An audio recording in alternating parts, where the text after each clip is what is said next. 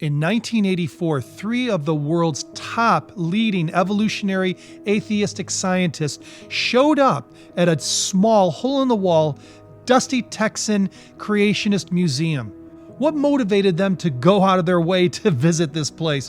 What was inside the museum that shocked them? I'm going to let Dr. Carl Baugh tell us this amazing story firsthand, and let me tell you something, folks.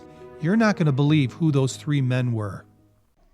Early in the history of the Creation Evidence Museum, our profile was quite low. All we had was a one-room log cabin, and the door latch could be broken by any strong individual, but our trust is in the Creator himself.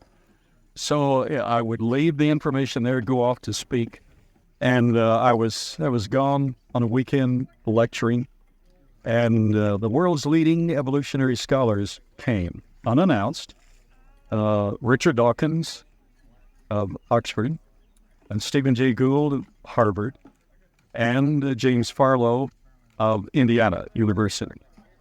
And they came to see the evidence. Now, Richard Dawkins and Stephen Jay Gould had published in the technical and the public literature that if we or anyone could really demonstrate academically that man and dinosaur lived contemporaneously, that would, according to their words, blow evolution out of the waters.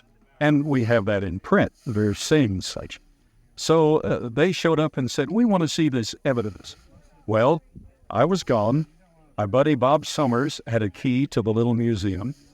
And so he sent his son, 17-year-old son, Temple, to let these guys in and see the evidence. Now, Richard Dawkins and Stephen Jay Gould and James Farlow would never listen to me give a lecture. They wouldn't read anything that creationists published. But here's a 17-year-old boy giving them a lecture on this creation evidence. And he showed them the hammer. We now have that under full security. Everything is under full security.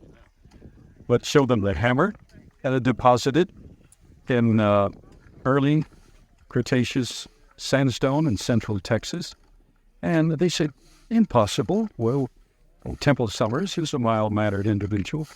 Then he showed them the finger that we have, a human finger, fossilized finger. It's an artifact found in the layering sedimentary deposit of the Cretaceous limestone assigned 110 million years in age. Showed them the finger. They said, impossible. And then they said, what's this? He said, well, that's a human footprint. It's the birding print. All 5 toes, medial, lateral, and all the arches, human, cuboid, calcaneus section, everything. Great toe, the 4 other toes, everything in the right place. So they first said, well, that's not Cretaceous limestone. Well, James Farlow was a specialist at that. So he looked at it closely and said, I don't know how to explain it, but it is Cretaceous limestone. And so Richard Dawkins said, a human footprint in the same layer with dinosaur footprints? Impossible. Temple said, sir, I know it's possible. I helped to excavate it. And they turned and walked away and haven't shown up since. And that's very unfortunate. First of all, their academic profile of honesty is at stake because they had said if it could be shown, then we'll embrace it. But they did not and could not because of their own paradigm, but especially because they did not want to give an account to a freer. We all must personally give an account to a freer.